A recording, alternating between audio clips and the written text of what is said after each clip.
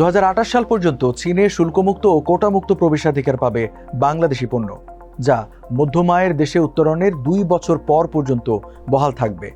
Boao forum for Asia বার্ষিক সম্মেলনের সাইডলাইনে বাংলাদেশের প্রধান উপদেষ্টা প্রফেসর ডক্টর মোহাম্মদ ইউনূসের সঙ্গে বৈঠক শেষে চীনের উপপ্রধানমন্ত্রী ডিং শুয়েশিয়াং এসব কথা জানান। দর্শক, এসব নিয়ে এখনকার টিভিএস নিউজ আপডেটস, সাথে আছে আমি রঞ্জু ইফতেখার।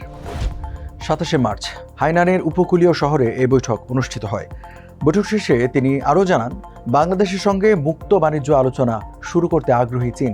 ডক্টর ইউনূসের চীন সফর চীনের জন্য বেশ গুরুত্বপূর্ণ বলে উল্লেখ করেন দেশটির উপপ্রধানমন্ত্রী। প্রফেসর ইউনূসের নেতৃত্বে বাংলাদেশ সমৃদ্ধি অর্জন করবে বলে মন্তব্য করেন তিনি। বৈঠকে বাংলাদেশের পক্ষ থেকে ওয়ান চায়না নীতি মেনে চলার প্রতিশ্রুতি পুনর্ব্যক্ত করেন প্রধান উপদেষ্টা। বৈঠকে বিভিন্ন উন্নয়ন প্রকল্প ও জীবনযাত্রার মানোন্নয়ন প্রকল্পে চীনের সহায়তা চেয়েছে বাংলাদেশ। আর চীনা ঋণের সুদহার 3% থেকে 1 বা 2% নামিয়ে আনার অনুরোধ করেন ডক্টর মোহাম্মদ ইউনূস। দর্শক, এই ছিল এখনকার টিভিএস নিউজ আপডেটস। আর সংবাদ ও বিশ্লেষণ জানতে টিভিএস এর সাথে থাকুন।